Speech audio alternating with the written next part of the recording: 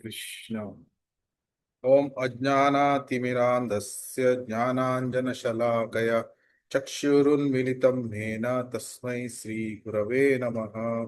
नमः ओं विष्णुपादाय कृष्णप्रेष्ठाय भूतले श्रीमते भक्तिवेदान्तस्वामिन्निति नामिने। नमस्ते सारस्वते देवे गौरवाणी प्रचारिणे विशेष शून्यवादी पाश्चात्य देशतारिणे। जय श्री कृष्ण चैतन्य प्रभु नित्यानंद श्री अद्वैत गदाधर श्रीवासादि गौर भक्तवृंद। हरे कृष्ण कृष्ण कृष्ण हरे हरे, हरे राम राम राम हरे हरे। ಹರೇ ಕೃಷ್ಣ. ಇವತ್ತಿನ ಕ್ಲಾಸಿಗೆ ಎಲ್ರಿಗೂ ಸ್ವಾಗತ.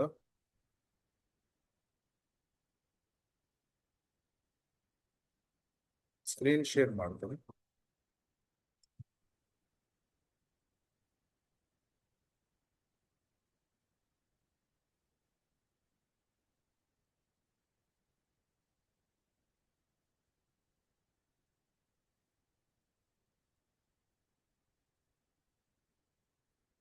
ಕಾಣಿಸ್ತಾ ಇದೆಯಾ? ಸ್ಕ್ರೀನ್ ಕಾಣಿಸ್ತಾ ಇದೆಯಲ್ಲ? ಹರೇ ಕೃಷ್ಣ. ದಂಡೋತ್ ಪ್ರಣಾಮ್ ಪ್ರಭುಜಿ. ಕಾಣಿಸ್ತದೆ.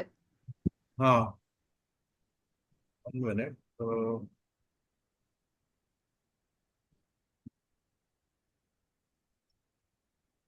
ಓಕೆ, ಪ್ರಾರ್ಥನೆಯೊಂದಿಗೆ ಸ್ಟಾರ್ಟ್ ಮಾಡೋಣ. ಜಯ ಜಯ ಶ್ರೀ ಚೈತನ್ಯ ಜಯ ನಿತ್ಯಾನಂದ. ಜಯ ಜಯ ಶ್ರೀ ಚೈತನ್ಯ ಜಯ ನಿತ್ಯಾನಂದ. ಜಯ ದ್ವೈತ ಚಂದ್ರ ಜಯ ಗೌರ ಭಕ್ತ ವೃಂದ. ಜಯ ದ್ವೈತ ಚಂದ್ರ ಜಯ ಗೌರ ಭಕ್ತ ವೃಂದ. ಜಯ ಜಯ ಶ್ರೀ ಚೈತನ್ಯ ಜಯ ನಿತ್ಯಾನಂದ. ಜಯ ಜಯ ಶ್ರೀ ಚೈತನ್ಯ ಜಯ ನಿತ್ಯಾನಂದ. ಜಯ ದ್ವೈತ ಚಂದ್ರ ಜಯ ಗೌರ ಭಕ್ತ ವೃಂದ. ಜಯ ದ್ವೈತ ಚಂದ್ರ ಜಯ ಗೌರ ಭಕ್ತ ವೃಂದ. ಜಯ ಜಯ ಶ್ರೀ ಚೈತನ್ಯ ಜಯ ನಿತ್ಯಾನಂದ. ಜಯ ಜಯ ಶ್ರೀ ಚೈತನ್ಯ ಜಯ ನಿತ್ಯಾನಂದ. ಜಯ ದ್ವೈತ ಚಂದ್ರ ಜಯ ಗೌರ ಭಕ್ತ ವೃಂದ. ಜಯ ದ್ವೈತ ಚಂದ್ರ ಜಯ ಗೌರ ಭಕ್ತ ವೃಂದ. ಹರೇ ಕೃಷ್ಣ ಕೃಷ್ಣ ಕೃಷ್ಣ ಹರೇ ಹರೇ, ಹರೇ ರಾಮ ರಾಮ ರಾಮ ಹರೇ ಹರೇ. ಹರೇ ಕೃಷ್ಣ ಕೃಷ್ಣ ಕೃಷ್ಣ ಹರೇ ಹರೇ, ಹರೇ ರಾಮ ರಾಮ ರಾಮ ಹರೇ ಹರೇ.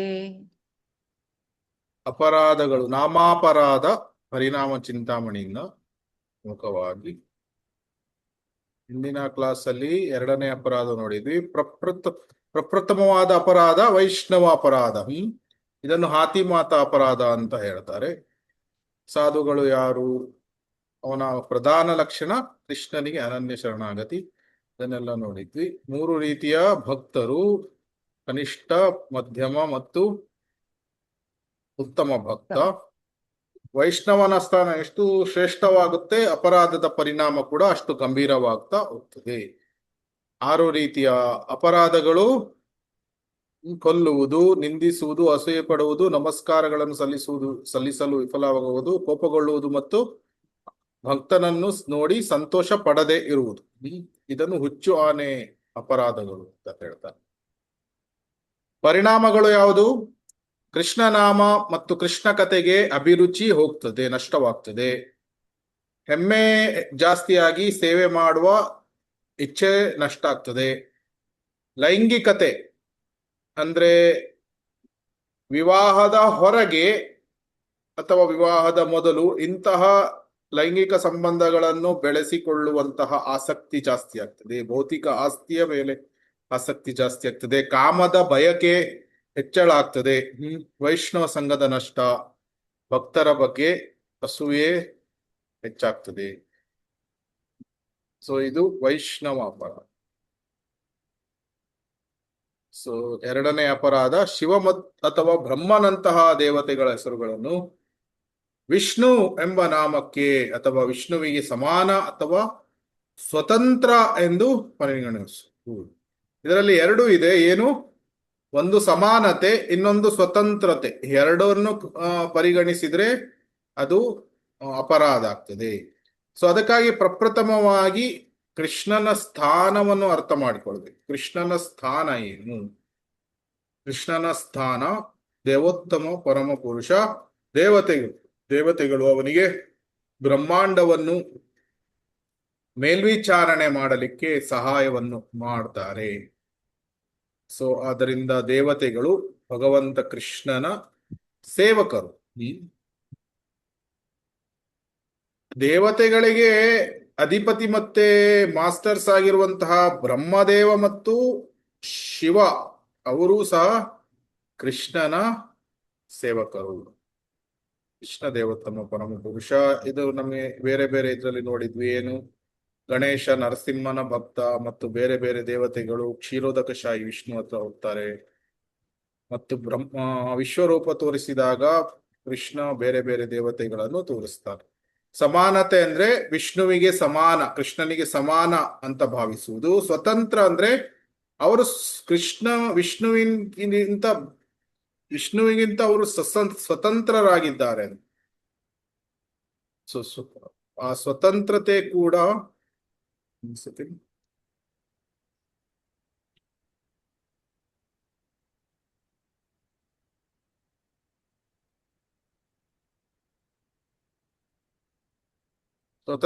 ಕೂಡ ಅವರು ಅದು ಏನು ಅಪರಾಧ ಆಗ್ತದೆ. ಸೊ ವಿಷ್ಣುವಿನಿಂದ ದೇವತೆಗಳು ಸ್ವತಂತ್ರರೂ ಅಲ್ಲ, ಅವರಿಗೆ ಸಮಾನರೂ ಅಲ್ಲ. ಎರಡು ವಿಷಯಗಳು. ಯಾರು ಈ ಅಪರಾಧಗಳನ್ನು ಮಾಡಬಹುದು? ಭೌತಿಕ ಇಚ್ಛೆ ಜಾಸ್ತಿ ಆಗಿದ್ರೆ, ಕಾಮೈಸ್ತೈಸ್ತೆ ತಜ್ಞಾನಾಃ ಪ್ರಪದ್ಯಂತೆ ಅನ್ಯ ದೇವತಾಃ. ಪರಿಹಾರ ಅಕಾಮ ಸರ್ವಕಾಮೋ ಮೋಕ್ಷಕಾಮ ಉದಾರದಿ ತೀವ್ರೇನ ಭಕ್ತಿ ಯೋಗೇನ ಜೇತ ಪುರುಷ ಪರಂ. ಶ್ರೀಕೃಷ್ಣನ ಸ್ಥಾನವನ್ನು ಅರ್ಥ ಮಾಡ್ಕೊಳ್ಬೇಕು, ದೇವತೆಗಳ ಸ್ಥಾನವನ್ನು ಅರ್ಥ ಮಾಡ್ಕೊಳ್ಬೇಕು. ಯಾವುದೇ ಬಯಕೆ ಇರಲಿ, ಭಗವಂತ ದೇವೋತ್ತಮ ಪರಮ ಪುರುಷನನ್ನು ಆರಾಧನೆ ಮಾಡುವುದು ತುಂಬಾ ಒಳ್ಳೆಯದು. ಹರೇ ಕೃಷ್ಣ. ಮೂರನೆಯ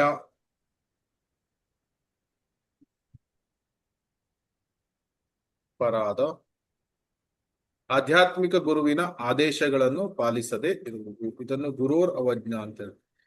ದಯವಿಟ್ಟು ಯಾರೋ ಮಾರ್ಕ್ ಮಾಡ್ತಾ ಇದ್ದೀರಿ, ದಯವಿಟ್ಟು ಮಾರ್ಕ್ ಮಾಡಬೇಡಿ. ಬೈ ಮಿಸ್ಟೇಕ್ ಆಗ್ತಾ ಇರಬಹುದು.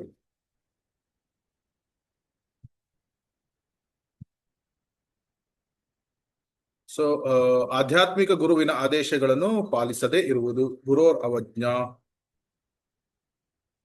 ಸೊ ಆ ಗುರುವಿನ ಸ್ಥಾನವನ್ನು ಪ್ರಪ್ರಥಮವಾಗಿ ಅರ್ಥ ಮಾಡ್ಕೊಳ್ಬೇಕು ಮತ್ತು ಆಧ್ಯಾತ್ಮಿಕ ಗುರುವಿನ ಆದೇಶಗಳನ್ನು ಒಬ್ಬನು ಪಾಲನೆ ಮಾಡ್ಬೇಕು.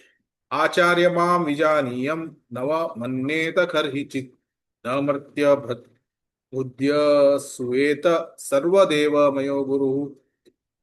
ಆಚಾರ್ಯನನ್ನು ನನ್ನಂತೆ ಗೌರವಿಸಬೇಕು, ಯಾಕಂದ್ರೆ ಅವನು ಎಲ್ಲಾ ದೇವತೆಗಳ ಪ್ರತಿನಿಧಿ ಅಂತ ಶಾಸ್ತ್ರಗಳಲ್ಲಿ ಹೇಳಿದ್ದಾರೆ. ಆದ್ರಿಂದ ಆಚಾರ್ಯರನ್ನು ಯಾವಾಗ್ಲೂ ಅಗೌರವಿಸಬಾರದು. ಯಾವಾಗಲೂ ಅವರನ್ನು ಭಗವಂತನಷ್ಟೇ ಈ ಗೌರವಗಳನ್ನು ಆಚಾರ್ಯ ಮತ್ತು ಗುರುಗಳಿಗೆ ನಾವು ನೀಡಬೇಕು. ಸೊ ಗುರುಗಳನ್ನು ಹೇಗೆ ನೋಡಬೇಕು? ವಿಧೇಯತೆ. ಗುರುಗಳು ನೀಡಿದ ನಿರ್ದಿಷ್ಟ ಸೂಚನೆಗಳು ಅಥವಾ ಆದೇಶಗಳನ್ನು ಪಾಲನೆ ಮಾಡಲು ವಿಫಲರಾದರೆ ಪವಿತ್ರ ನಾಮ ಜಪಿಸುವ ಈ ಇಫೆಕ್ಟ್ ಏನಿದೆ ಅದಕ್ಕೆ ಅಡ್ಡಿ ಅಡಚಣೆಗಳು ಬರುವಂತಹ ಸಾಧ್ಯತೆ ಇದೆ. ಸೊ ಆದ್ರಿಂದ ಗುರುಗಳಿಗೆ ಒಬ್ಬನು ವಿಧೇಯನಾಗಿ ಇರಬೇಕು. ಸೊ ಅದಕ್ಕೆ ಭಗವದ್ಗೀತೆಯಲ್ಲಿ ಏನು ಹೇಳಿದ್ದಾರೆ?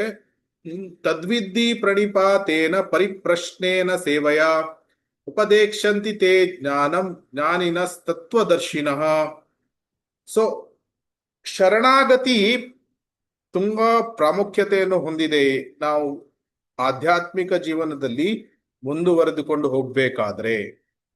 ಸೊ ಅದರಿಂದ ನಾವು ಹಿಂದಿನ ಕ್ಲಾಸ್ಗಳಲ್ಲಿ ಸಹ ನೋಡಿದ್ವಿ. ಏನು ಕೃಷ್ಣನಿಗೆ ಶರಣಾಗುವುದರಲ್ಲಿ ಮೊದಲ ಹೆಜ್ಜೆ ಆಧ್ಯಾತ್ಮಿಕ ಗುರುಗಳಿಗೆ ಶರಣಾಗುವುದು. ಸೊ ಅದರಿಂದ ತದ್ವಿದ್ಧಿ ಪ್ರಣಿಪಾತೇನ ಪರಿಪ್ರಶ್ನೇನ ಸೇವೆಯ, ಮೊದಲು ಸೇವೆಗಳನ್ನು ಮಾಡಬೇಕು.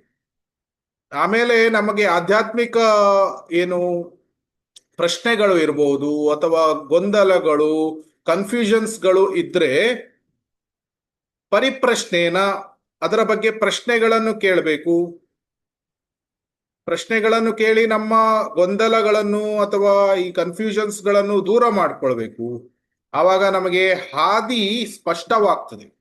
ವೈಕುಂಠಕ್ಕೆ ಮತ್ತು ಗೋಲೋಕ ವೃಂದಾವನ ಧಾಮಕ್ಕೆ ಹೋಗುವಂತಹ ಹಾದಿ ಏನಿದೆ ಅದು ಸ್ಪಷ್ಟವಾಗ್ತದೆ, ಕ್ಲಿಯರ್ ಆಗಿ ಕಾಣ್ತದೆ ನಿಮಗೆ. ಸೊ ಆವಾಗ ಹಾದಿ ಯಾವಾಗ ನಮ್ಗೆ ಸ್ಪಷ್ಟವಾಗಿ ಕಾಣ್ತದೆ, ಆವಾಗ ಈ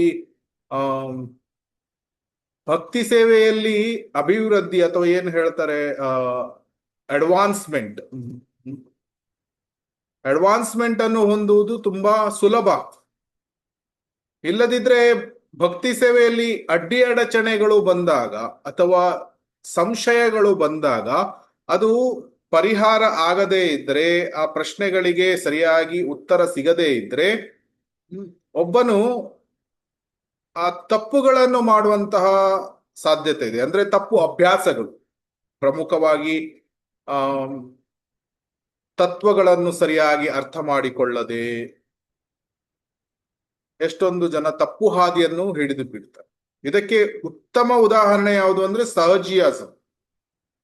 ಸಹಜಿಯಾಸಂ ಗುರುಗಳಿಗೆ ಜಾಸ್ತಿ ಪ್ರಾಮುಖ್ಯತೆಯನ್ನು ನೀಡದೇ ಇರುವುದರಿಂದ ಹೈಯರ್ ಸ್ಟೇಜಸ್, ರುಚಿ, ಆಸಕ್ತಿ ಈ ಸ್ತರಗಳಿಗೆ ಹೋದಾಗ ಪತನವನ್ನು ಹೊಂದುತ್ತಾರೆ. ಅಥವಾ ನಿಷ್ಠಾ ಸ್ಟೇಜ್ ಅಥವಾ ಅನರ್ಥ ನಿವೃತ್ತಿ ಸ್ತರದಲ್ಲೇ ಈ ಬೇರೆ ಹೈಯರ್ ಏನು ವಿಷಯಗಳನ್ನು ಅಭ್ಯಾಸ ಮಾಡಲಿಕ್ಕೆ ಹೋಗ್ತಾನೆ. ಯಾಕಂದ್ರೆ ಮಾರ್ಗದರ್ಶನ ಇಲ್ಲ, ತಪ್ಪು ಹಾದಿಯನ್ನು ಹಿಡಿತಾನೆ. ಆವಾಗ ಸಹಜೀಯತೆಗೆ ಹೋಗ್ಲಿಕ್ಕೆ ಸಾಧ್ಯತೆ ಇದೆ. ಸೊ ಅದರಿಂದ ಕನಿಷ್ಠ ಭಕ್ತರ ಸ್ತರದಲ್ಲಿ ಕೆಲವೊಮ್ಮೆ ಸಹಜಿಯಾಸಂ ಅಥವಾ ಕೆಲವರು ಮಾಯಾವಾದ, ನಿರಾಕಾರವಾದಕ್ಕೆ ಈ ಡಿವಿಯೇಟ್, ಡೈವರ್ಟ್ ಅಂದ್ರೆ ತಪ್ಪು ಹಾದಿ ಹಿಡಿಯುವಂತಹ ಸಾಧ್ಯತೆಗಳು ಇದೆ. ಆದ್ರಿಂದ ಪ್ರಶ್ನೆಗಳನ್ನು ಕೇಳಿ ನಮ್ಮ ಗೊಂದಲಗಳನ್ನು ಅಥವಾ ಕನ್ಫ್ಯೂಷನ್ಸ್ ಗಳನ್ನು ಪರಿಹಾರ ಮಾಡ್ಕೊಳ್ಬೇಕು. ಎಷ್ಟೇ ಸಿಲ್ಲಿ ಡೌಟ್ಸ್ ಗಳು ಇರ್ಲಿ, ಪ್ರಭುಜಿಗಳು ಏನ್ ತಿಳ್ಕೊಳ್ತಾರೋ ಅಥವಾ ಬೇರೆ ವೈಷ್ಣವರು ಏನು ತಿಳ್ಕೊಳ್ತಾರೋ ನಾನು ಪ್ರಶ್ನೆಗಳನ್ನು ಕೇಳಿದ್ರೆ ಅಂತ ಈ ರೀತಿ ಭಾವಿಸಬಾರದು. ಅದು ತುಂಬಾ ಸಿಂಪಲ್ ಪ್ರಶ್ನೆ ಇರ್ಲಿ, ಆ ಪ್ರಾಮಾಣಿಕತೆಯಿಂದ ಕೇಳಿದ್ರೆ, ಸಿನ್ಸಿಯರ್ಲಿ ಇಫ್ ಯು ಆಸ್ಕ್ ಅಂದ್ರೆ ಪ್ರಾಮಾಣಿಕತೆಯಿಂದ ಪ್ರಶ್ನೆಗಳನ್ನು ಕೇಳಿದ್ರೆ ಎಲ್ಲರೂ ಗೌರವಿಸ್ತಾರೆ. ಸೊ ಆ ರೀತಿ ಪ್ರಶ್ನೆಗಳನ್ನು ಕೇಳಿ ನಮ್ಮ ಎಲ್ಲಾ ಸಣ್ಣ ಪ್ರಶ್ನೆಗಳು ಇರ್ಲಿ, ದೊಡ್ಡ ಪ್ರಶ್ನೆಗಳು ಇರ್ಲಿ, ಯಾವುದೇ ಈ ಸಂಶಯಗಳು ಅದನ್ನೆಲ್ಲ ದೂರ ಮಾಡ್ಬೇಕು. ಪರಿಪ್ರಶ್ನೇನ ಸೇವೆಯ ಆಯ್ತು, ಪ್ರಥಮವಾಗಿ ಸೇವೆಗಳನ್ನು ಮಾಡಬೇಕು, ಆಮೇಲೆ ಪ್ರಶ್ನೆಗಳನ್ನು ಮಾಡಬೇಕು, ಆಮೇಲೆ ಪರಿಪ್ರಶ್ನೇನ ಸೊ ತದ್ವಿದ್ಧಿ ಪ್ರಣಿಪಾತೇನ ಸೊ ಶರಣಾಗತರಾಗಬೇಕು, ಸೇವೆಗಳನ್ನು ಸಲ್ಲಿಸಬೇಕು, ಪ್ರಶ್ನೆಗಳನ್ನು ಕೇಳಿ ಗೊಂದಲಗಳನ್ನು ದೂರ ಮಾಡಿ ಶಾಸ್ತ್ರಗಳನ್ನು ತತ್ವತಃ ಅರ್ಥ ಮಾಡ್ಕೊಳ್ಬೇಕು. ನಾವು ಯಾವಾಗ ಶಾಸ್ತ್ರ ಜ್ಞಾನವನ್ನು ಅರ್ಥ ಮಾಡಿಕೊಳ್ತೇವೆ, ಥಿಯರಟಿಕಲಿ ಬರೇ ಜ್ಞಾನ ಇರ್ತದೆ.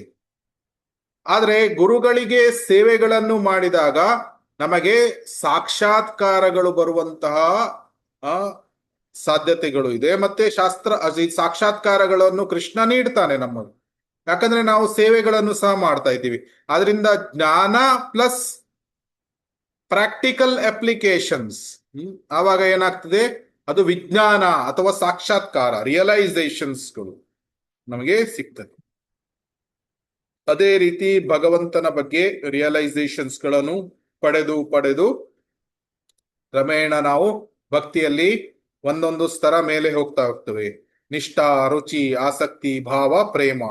ಸಂಪೂರ್ಣವಾದ ಭಗವಂತನ ಸಾಕ್ಷಾತ್ಕಾರ ಮತ್ತು ಆತ್ಮ ಸಾಕ್ಷಾತ್ಕಾರ ದೊರೆತಾಗ ಒಬ್ಬನು ಪ್ರೇಮ ಸ್ತರವನ್ನು ಪಡಿತಾನೆ. ಸೊ ಅದಕ್ಕೆಲ್ಲದಕ್ಕೂ ಮೂಲವಾಗಿದೆ ಏನು? ಗುರುಗಳಿಗೆ ವಿಧೇಯರಾಗಿರುವುದು, ಗುರುಗಳಿಗೆ ಸೇವೆಗಳನ್ನು ಸಲ್ಲಿಸುವುದು, ಗುರುಗಳ ಆದೇಶದ ಮೇಲೆ ಬೇರೆ ವೈಷ್ಣವರಿಗೆ ಸೇವೆಗಳನ್ನು ಸಲ್ಲಿಸುವುದು. ಇದು ವಿಧೇಯತೆ. ಎರಡನೆಯದು ಭೌತಿಕ ದೃಷ್ಟಿ. ನಾವು ಗುರುಗಳನ್ನು ಸಾಮಾನ್ಯ ದೃಷ್ಟಿಯಿಂದ ನೋಡಬಾರ್ದು. ಭೌತಿಕ ದೃಷ್ಟಿ ಅಂದ್ರೆ ಏನು? ಅವನು ಸಾಮಾನ್ಯ ವ್ಯಕ್ತಿ, ಅವನು ಸಹ ನಿದ್ದೆ ಮಾಡ್ತಾನೆ, ನಿದ್ದೆ ಮಾಡುವಾಗ ಗೊರಕೆ ಹೊಡಿಬಹುದು, ಅಥವಾ ಅವನು ಸಹ ಮಲಮೂತ್ರಗಳನ್ನು ವಿಸರ್ಜನೆ ಮಾಡ್ತಾನೆ. ಆದ್ರಿಂದ ನಾನು ಸಾಮಾನ್ಯ ವ್ಯಕ್ತಿ ಮತ್ತು ಗುರುಗಳಿಗೆ ಏನು ವ್ಯತ್ಯಾಸ ಇಲ್ಲ ಅಂತ ಈ ರೀತಿ ಭಾವಿಸಬಾರ್ದು. ಆಮೇಲೆ ಮೂರನೆಯದು ಪ್ರತಿನಿಧಿ ತತ್ವವನ್ನು ಅರ್ಥ ಮಾಡ್ಕೊಳ್ಬೇಕು. ಏನು? ಗುರು ಬಲರಾಮನ ಪ್ರತಿನಿಧಿ ಮತ್ತು ಅವನು ಭಗವಂತನ ಗೋಪ್ಯ ಸೇವಕ. ಸೊ ಅದರಿಂದ ಅವನನ್ನು ಅಧಿಕೃತ ಪ್ರತಿನಿಧಿಯಾಗಿ ಗೌರವಿಸಬೇಕು. ಭಗವಂತನಿಗೆ ಎಷ್ಟು ಗೌರವವನ್ನು ಕೊಡ್ತೇವೆ ಅಷ್ಟೇ ಗೌರವಗಳನ್ನು ಗುರುಗಳಿಗೂ ಸಹ ನಾವು ನೀಡಬೇಕು.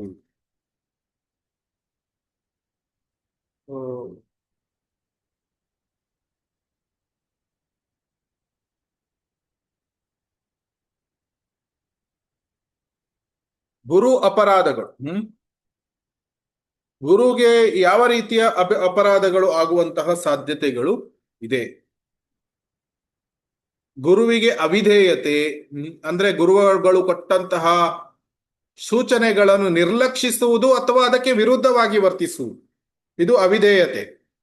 ಆಮೇಲೆ ಗುರುವನ್ನು ಅಗೌರವಿಸುವುದು, ಅಂದ್ರೆ ಗುರುವಿನ ಬಗ್ಗೆ ಕೆಟ್ಟ ಪ್ರಚಾರಗಳನ್ನು ಮಾಡುವುದು, ಅವರ ಬಗ್ಗೆ ಅವರ ಬೋಧನೆಗಳನ್ನು ದುರಹಂಕಾರದಿಂದ ಪ್ರಶ್ನಿಸುವುದು ಅಂದ್ರೆ ಪ್ರಶ್ನೆಗಳನ್ನು ನಾವು ವಿಧೇಯತೆಯಿಂದ ಕೇಳಬೇಕು, ದುರಹಂಕಾರದಿಂದ ನಾವು ಕೇಳಬಾರ್ದು.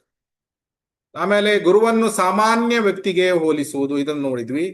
ಪ್ರಾಯೋಗಿಕ ಉದ್ದೇಶಗಳೊಂದಿಗೆ ಗುರುವಿನ ಸೇವೆ ಅಂದ್ರೆ ನಮಗೆ ಭೌತಿಕ ಲಾಭ ಬೇಕು, ನನಗೆ ಗುರುಗಳು ಏನೋ ಪೊಸಿಷನ್ಸ್ ಗಳನ್ನು ಕೊಡ್ತಾರೆ, ಆವಾಗ ಆ ಪೊಸಿಷನ್ಸ್ ಗಳನ್ನು ಯೂಸ್ ಮಾಡಿ ನಾನು ಭೌತಿಕ ಲಾಭವನ್ನು ಪಡಿಬಹುದು. ಇಂತಹ ಉದ್ದೇಶಗಳೊಂದಿಗೆ ಗುರುವಿನ ಸೇವೆಯನ್ನು ಮಾಡುವುದು. ಗುರುದ್ರೋಹ, ಗುರುವನ್ನು ತ್ಯಜಿಸುವುದು ಅಥವಾ ಗುರುಗಳ ಬಗ್ಗೆ ಅಪಪ್ರಚಾರವನ್ನು ಮಾಡುವುದು. ಅದೇ ಅಂದ್ರೆ ಗುರುದ್ರೋಹದಲ್ಲಿ ಇನ್ನೊಂದು ಏನು? ಸರಿಯಾದ ಅಂದ್ರೆ ಗುರು ಗುಡ್ ಸ್ಟ್ಯಾಂಡಿಂಗ್ ಅಲ್ಲಿ ಇರ್ತಾರೆ, ಗುರುವಿನ ಆಶೀರ್ವಾದ ಇಲ್ಲದೆ ಬೇರೆ ಗುರುಗಳನ್ನು ಬದಲಾಯಿಸು, ಇದೆಲ್ಲ ಅಪರಾಧಗಳು. ಆಮೇಲೆ ಕೃತಜ್ಞತೆಯನ್ನು ಕೂಡ ವ್ಯಕ್ತಪಡಿಸದೇ ಇದ್ರೆ, ಅಂದ್ರೆ ಗುರುಗಳು ನಮ್ಗೆ ಆಧ್ಯಾತ್ಮಿಕ ಪ್ರಯಾಣದಲ್ಲಿ ಮಾರ್ಗದರ್ಶನವನ್ನು ತೋರಿಸ್ತಾರೆ, ಆದ್ರೆ ಅದರ ಬಗ್ಗೆ ಹಗುರವಾಗಿ ಮಾತನಾಡುವುದು, ಏನು ಅವರೇನು ಮಾಡ್ತಾರೆ, ಅದರಿಂದ ನನಗೇನು ಸಿಗ್ತಾ ಇಲ್ಲ, ಈ ರೀತಿ ಹಗುರವಾಗಿ ಮಾತನಾಡುವುದು, ಇದು ಮತ್ತೆ ಕೃತಜ್ಞತೆಗಳನ್ನು ವ್ಯಕ್ತಪಡಿಸದೇ ಇದ್ರೆ ಇವೆಲ್ಲ ಗುರುಗಳ ಅಪರಾಧಗಳು ಆಗ್ತದೆ.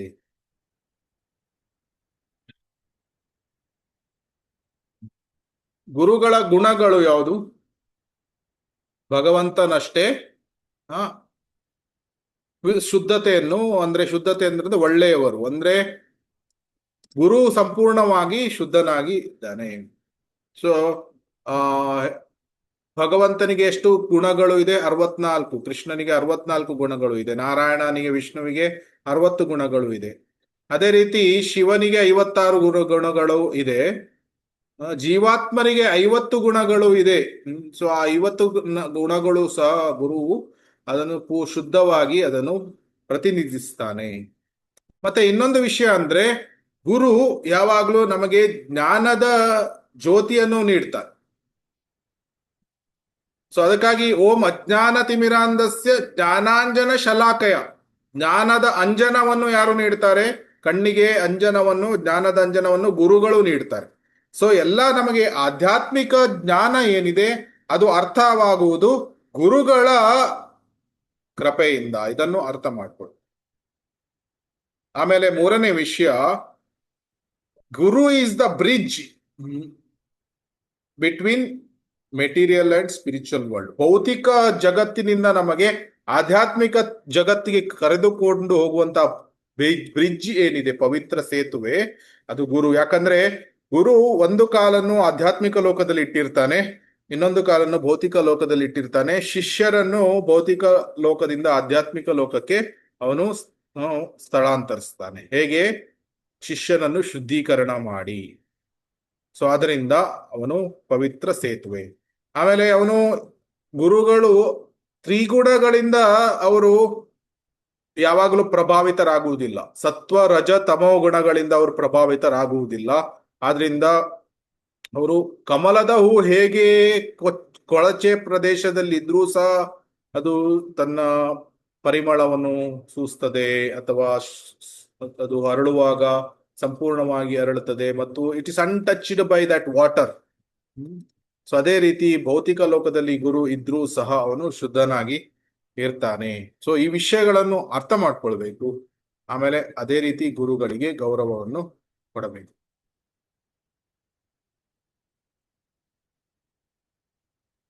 ಗುರುಗಳಲ್ಲಿ ಯಾವ ಯಾವ ವಿಧಗಳು ಯಾರು ಹೇಳ್ತೀರಿ?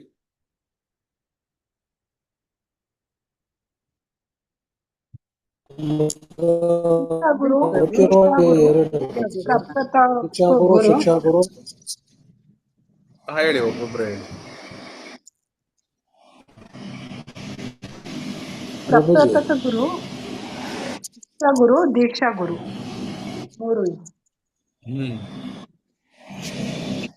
ಇವು ಆಧ್ಯಾತ್ಮಿಕ ಇನ್ನ 24 ಗುರುಗಳು ಇದ್ದಾರೆ ಅಂತ ಹೇಳಿದ್ರ ಪ್ರಭುಜಿ. 24 ಅದು ಭಾಗವತಮಲ್ಲಿ. ಸೊ ಆ ರೀತಿ ಒಂದು ಎಲ್ಲರಿಂದನೂ ಕಲಿಬಹುದು, ಆದ್ರೆ ಬೇರೆ ಬೇರೆ ರೀತಿಯ ಗುರುಗಳು. ನಾವು ಮಾತನಾಡ್ತಾ ಇರುವುದು ಆಧ್ಯಾತ್ಮಿಕ ಗುರುಗಳ ಬಗ್ಗೆ. ಸೊ ಆಧ್ಯಾತ್ಮಿಕ ಗುರುಗಳು ಎಷ್ಟು ವಿಧ? 3 ವಿಧ. ಸೊ ಹಾಗಿದ್ರೆ ದೀಕ್ಷಾ ಗುರು ಅಂದ್ರೆ ಯಾರು? ದೀಕ್ಷಾ ಗುರುಗಳು ಯಾರು? ನಮಗೆ ಭಗವಂತನ ಜೊತೆ ಕನೆಕ್ಷನ್ ಮಾಡಿಸಿ ನಮ್ಗೆ ಆಧ್ಯಾತ್ಮಿಕ ಕರ್ಕೊಂಡು ಹೋಗೋರು ದೀಕ್ಷಾ ಗುರುಗಳು. ಶಿಕ್ಷಾ ಗುರುಗಳು ನಮ್ಗೆ ಭಗವಂತನ ಬಗ್ಗೆ ವಿಷಯ ತಿಳಿಸಿ ಮಾರ್ಗದರ್ಶನ ಮಾಡ್ತಾರೆ, ಯಾವ ತರ ನಾವು ರೂಲ್ಸ್ ಅಂಡ್ ರೆಗ್ಯುಲೇಷನ್ ಪಾಲನೆ ಮಾಡಿ ಇದ್ ಮಾಡ್ಬೇಕು ಅನ್ನೋದನ್ನ. ಮೊದಲನೇ ಪ್ರಪ್ರಥಕ ಗುರು ನಮ್ಗೆ ದಾರಿ ತೋರಿಸ್ತಾರೆ, ಇದು ಭಕ್ತಿ ಮಾರ್ಗ ಈ ತರ ಇದೆ ಅಂತ. ಪ್ರಪ್ರಥಮ ಬಾರಿಗೆ ನಮ್ಮನ್ನು ಕೃಷ್ಣ ಪ್ರಜ್ಞೆಗೆ ಕರೆದು ತಂದಿರ್ತಾರೆ. ಅವರು ಪ್ರಥಮ ಪ್ರದರ್ಶಕ ಗುರು. ಮೊದಲ ಬಾರಿಗೆ ನಮ್ಮನ್ನು ಕೃಷ್ಣ ಪ್ರಜ್ಞೆಗೆ ಇಂಟ್ರೊಡ್ಯೂಸ್ ಮಾಡುವುದು. ಅವರು ಮಾಡಿದ ಮೇಲೆ ಅವರು ಶಿಕ್ಷಾ ಗುರುಗಳು ಆಗಬಹುದು, ಅಥವಾ ಅದರ ನಂತರ ಅವರು ಕನೆಕ್ಷನ್ ಇಲ್ಲದೇನೂ ಇರು. ದೀಕ್ಷಾ ಗುರುಗಳು ಅಂದ್ರೆ ಯಾರು? ಅವರು ನಮಗೆ ಮಂತ್ರಗಳನ್ನು ನೀಡ್ತಾರೆ. ಇದರ ಹರಿನಾಮ ಮಂತ್ರ ಅಥವಾ ಪಾಂಚರಾತ್ರಿಕ ವಿಧಿಯ ಪ್ರಕಾರ ಗಾಯತ್ರಿ ಮಂತ್ರ. ಸೊ ಈ ಮಂತ್ರಗಳನ್ನು ನೀಡಿ ಅವರು ಏನು ಅಫಿಷಿಯಲಿ ನಮ್ಮನ್ನು ಗುರು ಪರಂಪರೆಗೆ ಕನೆಕ್ಟ್ ಮಾಡ್ತಾರೆ. ಅದನ್ನು ಸಂಬಂಧವನ್ನು ಎಸ್ಟಾಬ್ಲಿಷ್ ಮಾಡ್ತಾರೆ. ಯಾವುದರ ಜೊತೆ? ಕೃಷ್ಣನ ಜೊತೆ ಕಳೆದು ಹೋಗಿರುವಂತಹ ಸಂಬಂಧವನ್ನು ಮರುಸ್ಥಾಪನೆ ಮಾಡುವವರು ದೀಕ್ಷಾ ಗುರುಗಳು. ಹೇಗೆ? ಅವರು ನಮಗೆ ಮಂತ್ರಗಳನ್ನು ನೀಡ್ತಾರೆ ಮತ್ತು ಫಾರ್ಮಲಿ ನಮ್ಮನ್ನು ಗುರು ಪರಂಪರೆ, ನಮ್ಮ ನಮ್ಮ ಇಸ್ಕಾನ್ನ ಗುರು ಪರಂಪರೆ ಯಾವುದು? ಎಷ್ಟು ರೀತಿಯ ಪರಂಪರೆಗಳು ಇದೆ? ಬ್ರಹ್ಮ ಮಧ್ವ ಗೌಡಿಯ ಸಂಪ್ರದಾಯ. ಇಸ್ಕಾನ್ನದು ಬ್ರಹ್ಮ ಮಧ್ವ ಗೌಡಿಯ ಪರಂಪರೆ. ಸೊ ಎಷ್ಟು ರೀತಿಯ ಪರಂಪರೆಗಳು ಇದೆ? 4 ರೀತಿಯ ಪರಂಪರೆ. 4 ರೀತಿಯದು ಯಾವ್ದು? ಕುಮಾರ ಸಂಪ್ರದಾಯ, ಮಧ್ವ ಸಂಪ್ರದಾಯ, ಶ್ರೀ ಸಂಪ್ರದಾಯ, ನಮ್ದು ಬ್ರಹ್ಮ ಮಧ್ವ ಗೌಡಿಯ ಸಂಪ್ರದಾಯ. ಶ್ರೀ ಸಂಪ್ರದಾಯ, ಮಧ್ವ ಸಂಪ್ರದಾಯ, ಕುಮಾರ ಸಂಪ್ರದಾಯ, ರುದ್ರ ಸಂಪ್ರದಾಯ. ಸೊ ಮಧ್ವ ಸಂಪ್ರದಾಯ ಮತ್ತು ಶ್ರೀ ಸಂಪ್ರದಾಯಗಳು ಸೌತ್ ಇಂಡಿಯಾದಲ್ಲಿ ತುಂಬಾ ಪ್ರಾಮಿನೆಂಟ್ ಆಗಿ ಇದೆ. ಶ್ರೀ ಸಂಪ್ರದಾಯಗಳು ಎಲ್ಲೆಲ್ಲಿದೆ? ತಿರುಪತಿ, ಕಾಂಚೀಪುರಂ. ಎಲ್ಲಿದೆ ಈ ಸಂಪ್ರದಾಯಗಳು ಪ್ರಾಮಿನೆಂಟ್ ಆಗಿ? ತಿರುಪತಿ ಮತ್ತೆ ಶ್ರೀರಂಗಂ, ಮೇಲ್ಕೋಟೆ, ಕಾಂಚೀಪುರಂ. ಸೊ ಇದೆಲ್ಲ ಸಂಪ್ರದಾಯ. ಆಮೇಲೆ ಮಧ್ವ ಸಂಪ್ರದಾಯ ಮೇನ್ ಆಗಿ ಉಡುಪಿ ಉಡುಪಿ ರೀಜನ್ ಅಲ್ಲಿ. ಆಮೇಲೆ ರುದ್ರ ಸಂಪ್ರದಾಯ ಮತ್ತು ಕುಮಾರ ಸಂಪ್ರದಾಯ ಹೆಚ್ಚಾಗಿ ನಾರ್ತ್ ಇಂಡಿಯಾದಲ್ಲಿ ಪ್ರಾಮಿನೆಂಟ್ ಆಗಿ ಇದೆ. ಸೊ ಈ ಸಂಪ್ರದಾಯಗಳಲ್ಲಿ ಬಂದ ಸಂಪ್ರದಾಯಕ್ಕೆ ಕನೆಕ್ಟ್ ಆಗ್ಬೇಕು, ಫಾರ್ಮಲಿ ಕನೆಕ್ಟ್ ಆಗ್ಬೇಕು. ಆ ಕನೆಕ್ಷನ್ಸ್ ಗಳನ್ನು ದೀಕ್ಷಾ ಗುರುಗಳು ನೀಡ್ತಾರೆ. ಹೇಗೆ? ಮಂತ್ರಗಳನ್ನು ನೀಡ್ತಾರೆ. ಆ ಪರಂಪರೆಯಿಂದ ಬಂದಂತಹ ಗುಪ್ತ ಮಂತ್ರಗಳು ಅಥವಾ ಹರಿನಾಮ ಮಂತ್ರವನ್ನು ನೀಡಿ ಇವರು ಸಂಬಂಧದ ಪ್ರತಿನಿಧಿ ಯಾಕಂದ್ರೆ ಅವರು ಸಂಬಂಧವನ್ನು ಮರುಸ್ಥಾಪಿಸ. ಶಿಕ್ಷಾ ಗುರುಗಳು ಏನ್ ಮಾಡ್ತಾರೆ? ಶಿಕ್ಷಾ ಗುರುಗಳು ಅಭಿಧೇಯ ಜ್ಞಾನವನ್ನು ನೀಡ್ತಾರೆ. ಅಭಿಧೇಯ ಜ್ಞಾನ ಅಂದ್ರೆ ಏನು? ನಾವು ಅಭ್ಯಾಸಗಳನ್ನು ಮಾಡಬೇಕಾದ್ರೆ ಅವರು ಮಾರ್ಗದರ್ಶನವನ್ನು ತೋರಿಸ್ತಾರೆ, ತರಬೇತಿಗಳನ್ನು ನೀಡ್ತಾರೆ.